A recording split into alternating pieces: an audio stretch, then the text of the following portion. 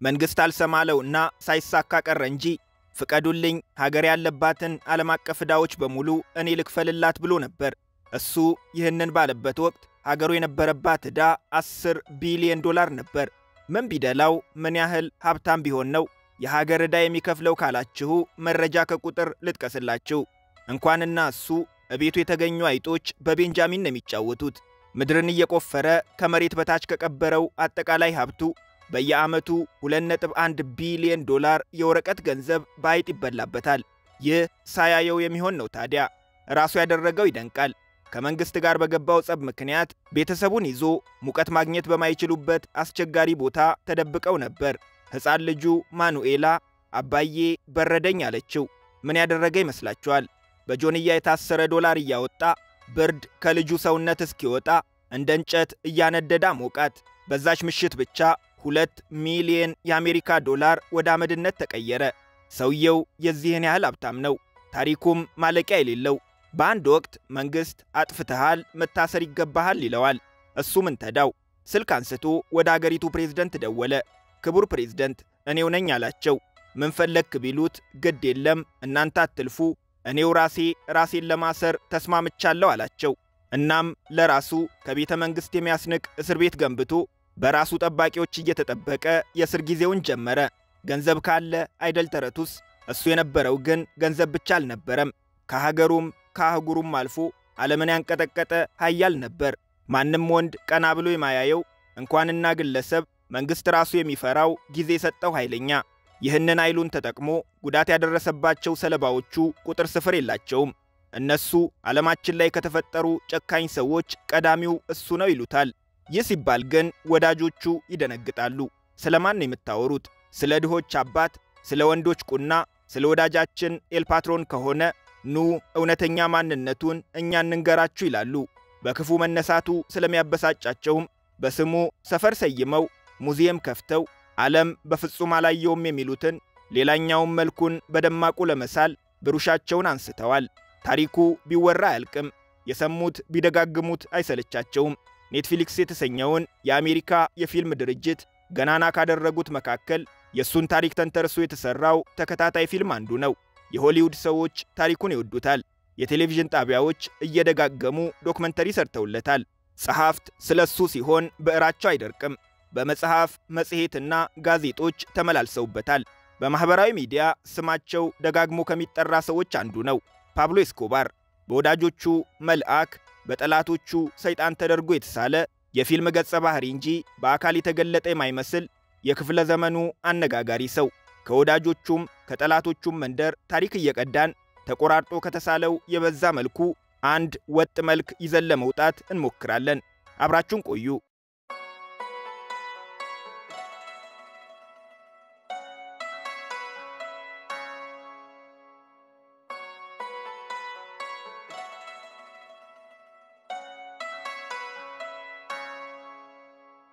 ይሄኛው መልአክ ያስባለው መልኩ ነው።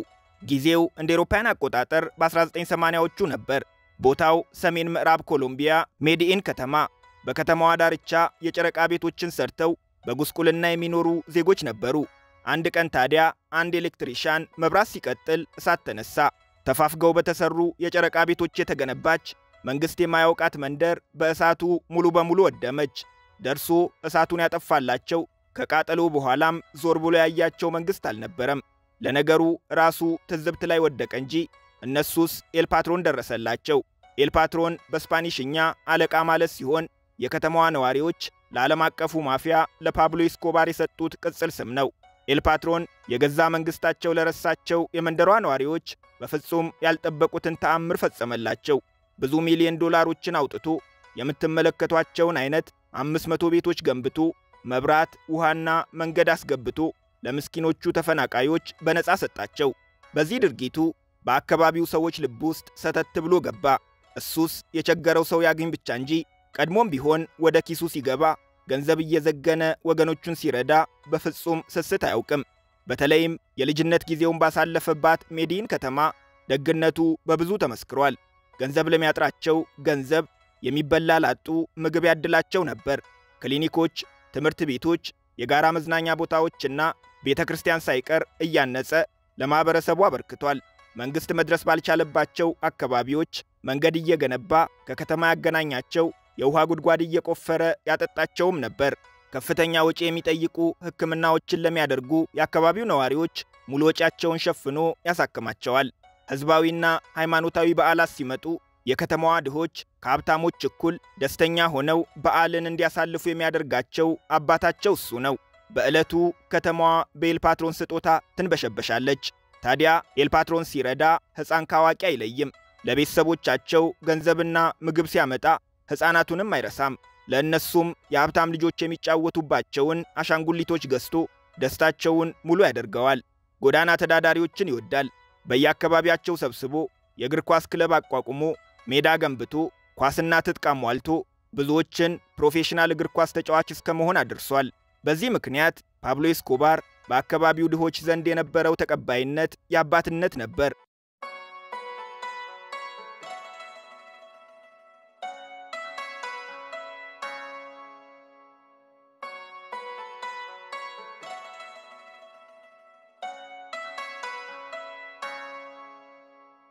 ፓብሎ ድሆችን የሚረዳው ያለፈ የድህነት ታሪኩን እያስታወሰ በርህራሄ ነው የሚሉ አሉ።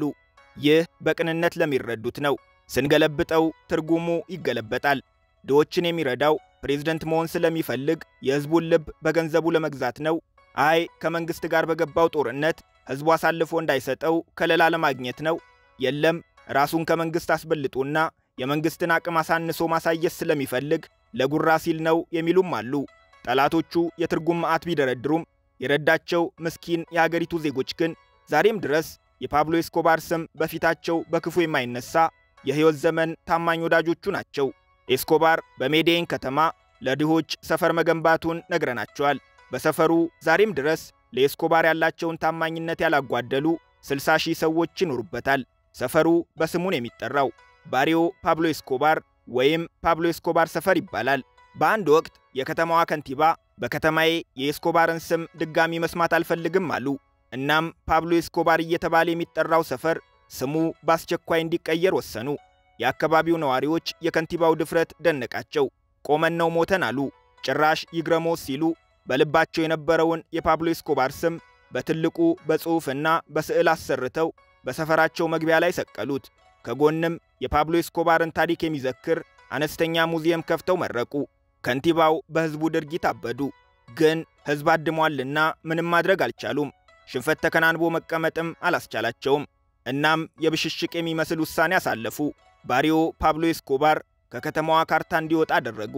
በዚህ ምክንያት መንደሯ በመንግስት ሊገነባላት የሚገባ ሆስፒታል፣ ትምህርት ቤትና መሰል መሰረተ ልማት የላትም። ነዋሪዎቿም የዋዛ አይደሉም። የወዳጃችንን ስም በመሰረተ ልማት አንቀይርም የሚለውን አቋማቸውን ዛሬም ድረስ አልቀየሩም።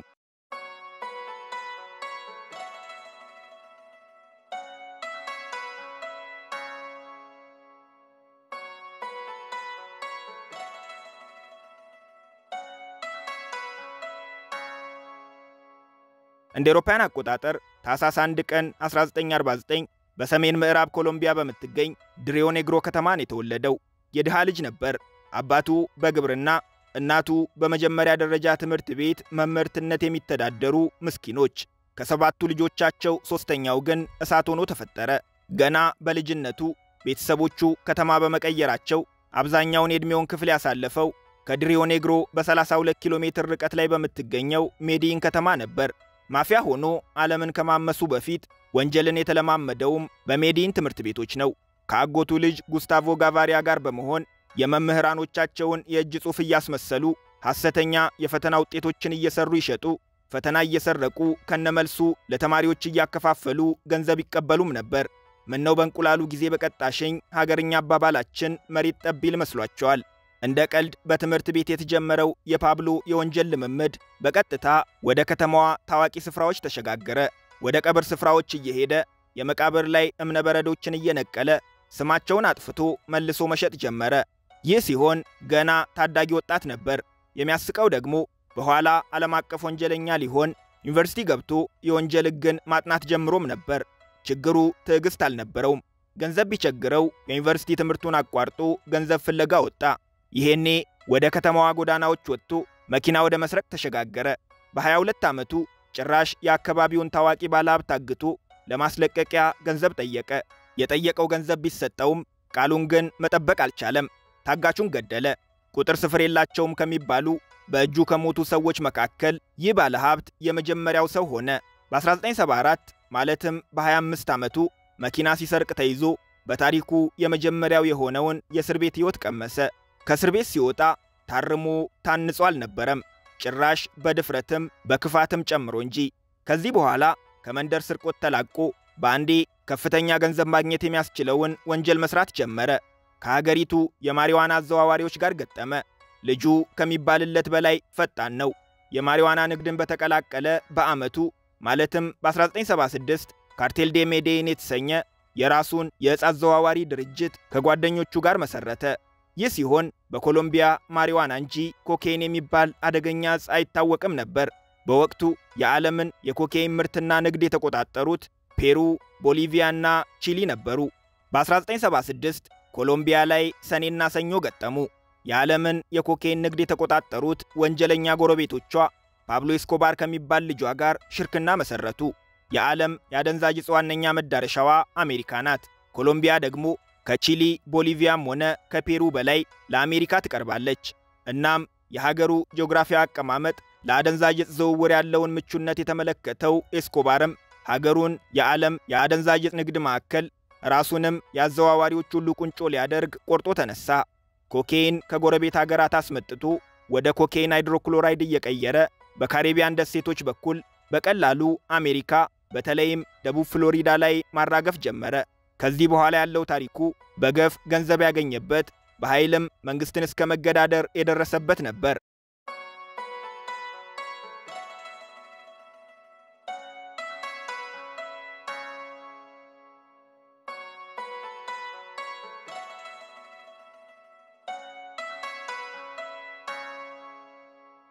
ኤስኮባር ለራሱ ወርቃማ በሚባል የመጨረሻ የስኬት ዘመኑ በሳምንት $420 ሚሊዮን ገቢ ያገኝ ነበር። እንደ አውሮፓውያን አቆጣጠር በ1989 በፎርብስ የዓለም ሀብታሞች ዝርዝር ውስጥ በ$30 ቢሊዮን ሀብት የዓለማችን 7ኛው ሀብታሙ ሰው የሚል ደረጃ ተሰጥቶታል። ማንም ግለሰብ ለሀገሩ አድርጎት የማያውቀውን ሀገር ያለባትን $10 ቢሊዮን ዕዳ አታስቡ እኔ ከፍለዋለሁ ያለውም ይሄኔ ነበር። በምላሹ የጠየቀው አንድ ውለታ ብቻ ነበር። የኮሎምቢያ መንግስት ለአሜሪካ አሳልፌ እሰጥሃለሁ የሚለውን ሐሳቡን እንዲተወው። መንግስት ፖለቲካዊ ጣጣውን በመፍራት ሐሳቡን አልተቀበለውም። እናም ከወንጀል ነፃ ለመባልና ሀገሩ ለአሜሪካ መንግስት አሳልፋ እንዳሰጠው ለማድረግ ራሱ ወደ ፖለቲካው ዓለም ገባ።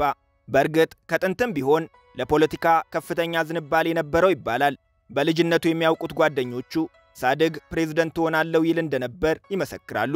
ዩኒቨርሲቲ ሲገባ ሕግ ማጥናት የጀመረውም ወደ ፖለቲካ የሚያደርገውን ጉዞ ለማቃናት እንደነበር ይታመናል። የአደንዛዥ ዕፅ ንግድ ጀምሮ ገንዘብና ዝናን ካፈራ የአካባቢውን ድሆች በመርዳት ከፍተኛ ተቀባይነትን ካገኘ በኋላ ፊቱን ወደ ፖለቲካው አዞረ። የሊበራል ፓርቲን ተቀላቅሎ ለተወካዮች ምክር ቤት ተጠባባቂ አባል ሆኖ ተመረጠ። ተጠባባቂ አባል ማለት አንድ ፓርቲ ለአንድ ወንበር 2 ሰዎችን ያቀርብና ያስመርጣል። የምክር ቤቱ ወንበር ለቀዳሚ ተመራጩ ይሰጣል። ቀዳሚው ተመራጭ በማይመቸው ጊዜ ወይም በአንዳች እክል ምክንያት ከምክር ቤቱ ሲለቅ አዲስ ምርጫ ሳይደረግ ቀድሞ በተጠባባቂነት የተያዘው አባል ምክር ቤት ይገባል እንደማለት ነው። ሆኖም ልክ እንደ ሙሉ የምክር ቤቱ አባል ስለሚቆጠር ያለመከሰስ መብትን ጨምሮ አንድ የምክር ቤት አባል ሊኖረው የሚገባውን ሁሉንም አይነት ጥቅማ ጥቅሞች ያገኛል። ለፓብሎ ኤስኮባር የምክር ቤት አባልነት በቂው አልነበረም። ዋናው ዓላማው የሀገሪቱ ፕሬዝደንት መሆን ነበር። ወቅቱ እንደ አውሮፓውያን አቆጣጠር 1983 ነው። ፓብሎ ከመንግስት ጋር እጅና ጓንት የሆነበት የተወካዮች ምክር ቤት አባልና ወደ ፕሬዝደንትነት ለመንደርደር በዝግጅት ላይ የነበረበት በዚህ የህይወቱ ወሳኝ ምዕራፍ ታዲያ አንድ ሰው መንገዱ ላይ ቆሙ። ላራ ቦኒያ ይባላሉ። የኮሎምቢያ የፍትህ ሚኒስቴር ናቸው። በተወካዮች ምክር ቤት ፊት ቀርበው ፓብሎ በአደገኛ ዝውውር ውስጥ ያለውን ሚናና ይህንን ለማስፈጸም የሰራቸውን ወንጀሎች ዘከዘኩ። በዚህ ምክንያት በ1984 ፓብሎ ከተወካዮች ምክር ቤት አባልነቱ ታገደ። ከዚህ በኋላ ፓብሎ ኮሎምቢያን አንመስል አሉ። ፓብሎ በቀለኛ ነው። በመንገዱ ላይ የተደነቀሩት የፍትህ ሚኒስትሩ በአስቸኳይ እንዲወገዱ ቀጭን ትዕዛዝ ሰጠ። ሚያዝያ 30 ቀን 1984 ሚኒስትር ላራ ቦኒያ ከቢሮ ወጥተው ወደ ቤታቸው እያመሩ በነበረበት ወቅት ሁለት የ16 እና የ19 ዓመት ታዳጊዎች በሞተር ሳይክል ተከታትለው መኪናቸው ውስጥ አከታትለው ተኩሰው ገደሏቸው። መንግስት የፍትህ ሚኒስትሩን ግድያ እንደ ድፍረት ቆጠረው። እናም የፓብሎ ኤስኮባር እና የመንግስት ጸብ ወደ ሙሉ ጦርነት ተሸጋገረ።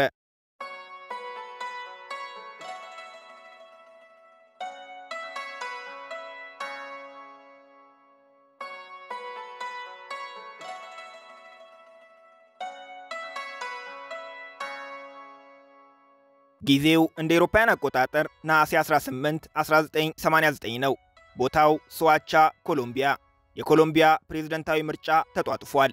ከምርጫ በፊት በተሰበሰበ የህዝብ አስተያየት መሰረት አንድ እጩ የአሸናፊነት ትልቅ ግምት ተሰጥቷቸዋል። ሉዊስ ካርሎስ ጋላን ይባላሉ። 45 ዓመታቸው ነው።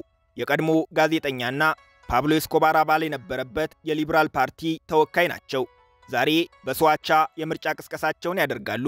ሰውየውን ዝነኛ ያደረጋቸው እሳቸው ከተመረጡ ኮሎምቢያን እያመሳት የሚገኘውን የአደንዛዥ ዝውውር እንደሚያስቀሩ፣ ወንጀለኛ ያሏቸውን ዋና ዋና አዘዋዋሪዎች እያደኑም ለአሜሪካ መንግስት አሳልፈው እንደሚሰጡ መዛታቸው ነበር። ይዛቻቸው በአደንዛዥ አዘዋዋሪዎች የጅምላ ግድያ የተማረሩና ሕግና ስርዓት እንዲከበር የሚፈልጉ የሀገሪቱን ዜጎች ቀልብ ቢስበውም የአዘዋዋሪዎቹን አለቃ ፓብሎ ኤስኮባርን ግን አስቆጥቶታል። ምርጫው እየተቃረበ የሰውየው መመረጥም እውነት እየሆነ ሲመጣ ምርጫ አሸንፈው ለምሳሌ ያደርጉ ያቀዱትን እጩ ፕሬዝዳንት ለቁርስ እንዲቀርቡለት አዘዘ። በዕለቱ እንደተለመደው የምርጫ ቅስቀሳቸውን ሊያደርጉ ሰውየው ወደ መድረክ ወጡ። ከእሳቸው በፊት ንግግራቸውን ሊሰሙ ከመጡ ታዳሚዎችም በፊት ፓብሎ ሲካሪዮስ የሚባል የፓብሎ ኤስኮባር ዋነኛ ገዳይ ቀድሟቸው ስፍራ ይዞ ይጠብቃቸው ነበር። ከተኮሰ የማይስተው አይምሬው ፓብሎ ሲካሪዮስ ቀጣይ ፕሬዝዳንት ይሆናሉ ተብለው በተስፋ የተጠበቁት ሰው ላይ ተኮሰ። አልሳታቸውም። ሰውየው መድረክ ላይ ተዘረሩ። አፋፍሰው ሆስፒታል ቢወስዷቸውም ሕይወታቸው ሊተርፍ አልቻለም። ነገርየው ሀገር አቀፍ ቁጣን ቀሰቀሰ። ሕዝብም መንግስትም ተነሱ። ችግሩ ግን ፓብሎ ኤስኮባር ከሕዝብም ከመንግስትም አቅም በላይ ነበር። ሊበራል ፓርቲ የእጩ ፕሬዝዳንቱን ሞት ተከትሎ እሳቸውን የሚተካ አዲስ እጩ አዘጋጀ። እኒህኛው ደግሞ ሴዛር ጋቪሪያ ይባላሉ። የሉዊስ ካርሎስ ጋላን ወይም የሟቹ ተወዳዳሪ የምርጫ ቅስቀሳ ኃላፊ ነበሩ። ልክ እንደተሰዉት የፓርቲ ጓዳቸው ሁሉ እሳቸውም ፕሬዝዳንት ሆነው ከተመረጡ የአደገኛ ዝውውር ላይ ጦርነትን እንደሚያውጁ፣ አዘዋዋሪዎችን እየለቀሙ ለአሜሪካ መንግስት አሳልፈው እንደሚሰጡ መዛት ጀመሩ። ኤስኮባርም ሌላ ጠላት ሲመጡበት ሌላ ትዕዛዝ ሰጠ። እኒህኛውም ይወገዱ አለ። እንደ አውሮፓውያን አቆጣጠር ታኅሳስ 27 1989 የአቪያንካ አየር መንገድ ንብረት የሆነች ቦይንግ 727 በረራ ቁጥር 203 101 ተሳፋሪዎችንና 6 የበረራ ሰራተኞችን ጭና ከቦጎታ ኤልዶራዶ አየር ማረፊያ ተነሳች። መዳረሻዋ እዛው ኮሎምቢያ ካሊ አልፎንሶ ቦኒላ አራጎን ዓለም አቀፍ አየር ማረፊያ ነበር። ከተሳፋሪዎቹ መካከል አዲሱ እጩ ፕሬዝዳንት ሴዛር ጋቪሪያ ይገኛሉ። አውሮፕላኗ ከመሬት ከተነሳች ከ5 ደቂቃዎች በኋላ አየር ላይ ብትንትኗ ወጣ። በውስጧ የነበሩ 107 ሰዎች እንዳለ አለቁ። ኤስኮባር ጠላት ያላቸውን አንድ ፕሬዝዳንታዊ እጩ ለመግደል 107 ሰዎችን አየር ላይ አጋያቸው። የሚገርመው ደግሞ እሱ የሞት ፍርድ የወሰነባቸው እጩ ፕሬዝዳንት በመጨረሻዋ ደቂቃ ሐሳባቸውን ቀይረው ኖሮ አውሮፕላኗ ውስጥ አልገቡም ነበር። 107 ንጹሃን ሰዎች ያለቁት ክፉ ዕድል ሆኖ በማያውቁት የሁለት ዝሆኖች ጸብ መሃል ድንገት ተገኝተው ነበር።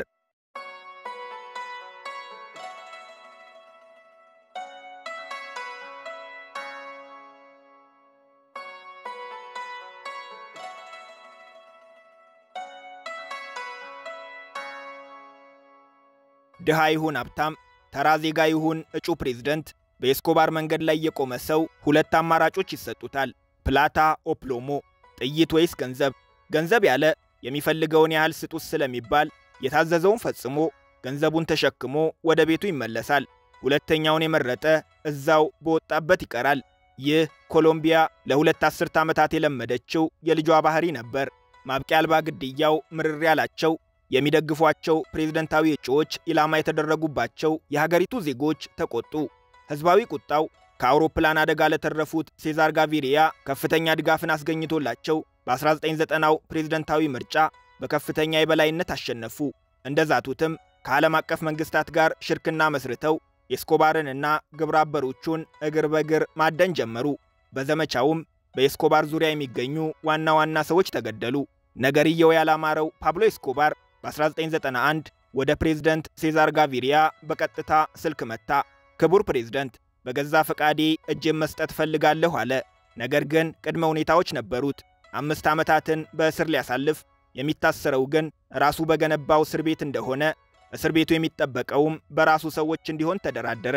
የመንግስታቸውን ድካም፣ የኤስኮባርን ወታደራዊና የገንዘብ አቅም፣ እሱ በስፋት በሚቆጣጠረው በሜዴን አካባቢ ያለውን ከፍተኛ ህዝባዊ ተቀባይነት ጠንቅቀው የሚያውቁት ፕሬዝዳንቱ በጦርነቱ ቢገፉ በቀላሉ እንደማይሳካላቸው ያውቁታል። እናም ፓብሎ ኤስኮባርን እስር ቤት አስገባውት የሚለው ፖለቲካዊ ጥቅም እንዳይቀርባቸው በድርድሩ ተስማሙ። ኤስኮባርም አደኑ ቀርቶለት ላካቴድራል ሲል በሰየመው በራሱ ቅንጡ እስር ቤት በራሱ ሰዎች እየተጠበቀ በፈለገው መንገድ ቢዝነሱን ማስኬዱን ቀጠለ። መጀመሪያ ላይ ነገሮች ሰላም ቢመስሉም ኤስኮባር ግን መንግስት የሰጠውን የእስር ቤት ነፃነት አላግባብ መጠቀሙን አበዛው። እሱ እስር ቤት ነው ብሏልና እስር ቤት ካልነው በላካቴድራል እስር ቤት ሆኖ የፈለገውን ሰው ማስገደል፣ የፈለገውን ወንጀል መፈጸሙን ቀጠለ።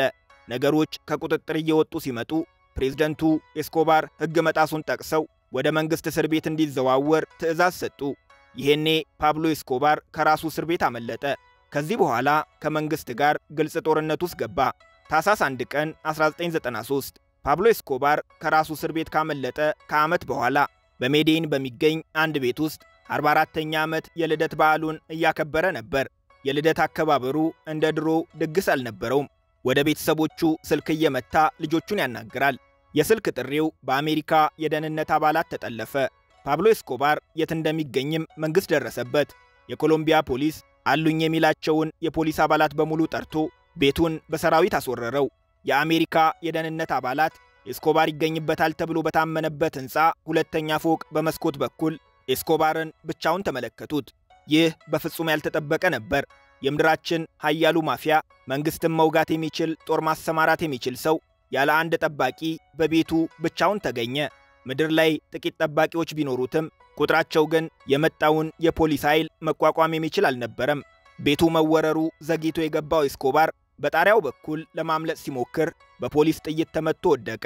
ለሁለት አስርት ዓመታት ኮሎምቢያን፣ ደቡብ አሜሪካንና ዓለምን ያንቀጠቀጠው ፓብሎ ኤስኮባር በ44ኛ ዓመት የልደት ቀኑ ከጣሪያ ላይ ወደቀ። ዳግም አልተነሳም።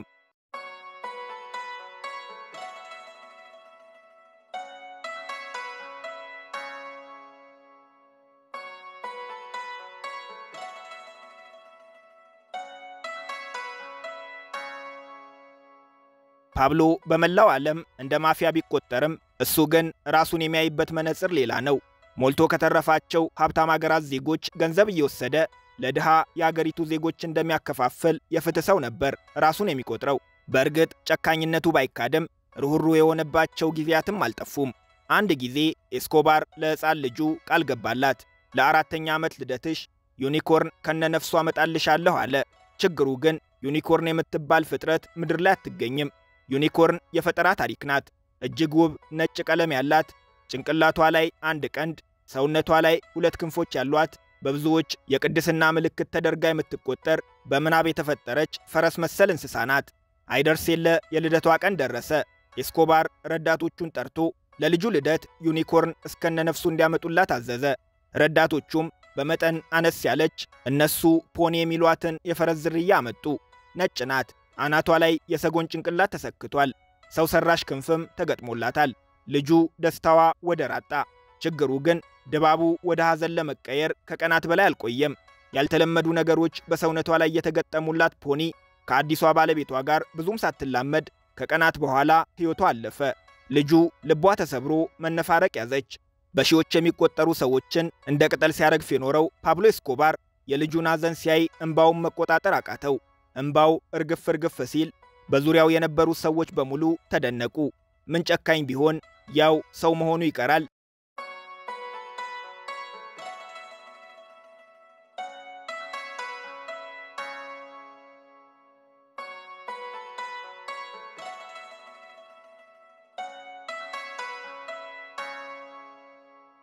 የዛሬው ዝግጅታችንን በዚሁ አበቃን። አብራችሁን ስለቆያችሁ እናመሰግናለን።